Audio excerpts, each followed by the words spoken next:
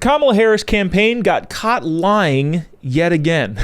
But I guess if I'm saying the Kamala Harris campaign did anything, you could probably just assume that it was a lie to begin with. But Axios uncovered some interesting things the Harris campaign was trying to pull over the voters with how they were spending money on Google search ads.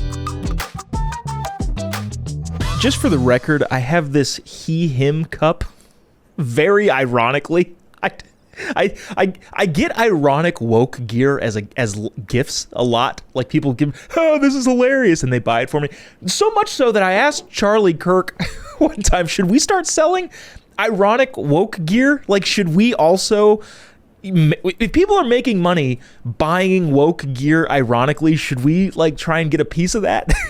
Like nobody, I don't think, buys he/him mugs from Target and gives them to a person that has those pronouns in their bio. I think they just give them to people like me who make fun of it all the time. Anyways, what are we talking about? Kamala Harris lying. The Kamala Harris campaign got caught by Axios changing headlines on Google search ads. So basically, if you were to Google Kamala Harris news or something related to the presidential campaign, the Harris campaign was paying for different articles from reputable news outlets to appear on top. That's totally fine. I totally get it. They were paying for articles from the Associated Press, NPR, USA Today, CNN. A bunch of news articles about Kamala were getting promoted to the top, paid for by the campaign. That's fine. Everybody does that.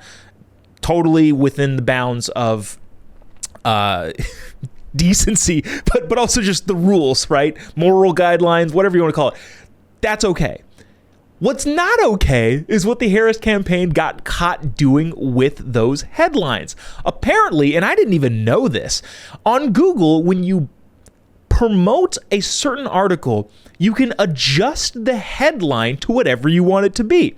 So Kamala Harris and her campaign was changing the headlines that would appear. They were promoting various stories when people searched on presidents or Kamala or whatever. But then when those stories got promoted, they were changing the headline to make them seem better than they actually were, more favorable to America's favorite cackling hyena, Kamala Harris. Holy cow, the lying liars and the lies that they lie. I get it. People do promote various articles that say, hey, we're doing this, we're doing that, great. But you can't change the headline of the article. Just for context, Facebook has a similar kind of instant article feature on their platform, but in 2017 they said, well, you can't change the headline. If you post a link, the link is going to just stay there as it is. We're not going to allow users to change a CNN headline from what it actually is.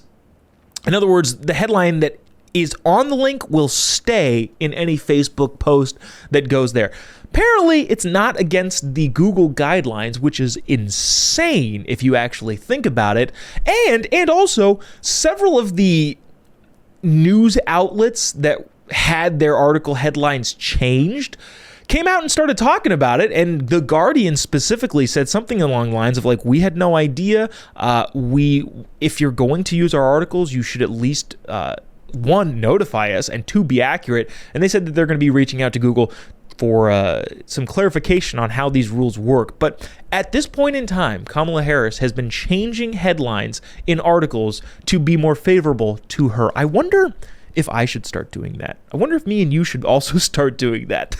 Like, just promote a Google headline from, I don't know, The Hill.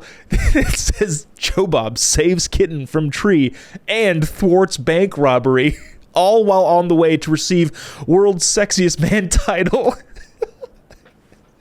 Maybe I'll start doing that. Freaking liars.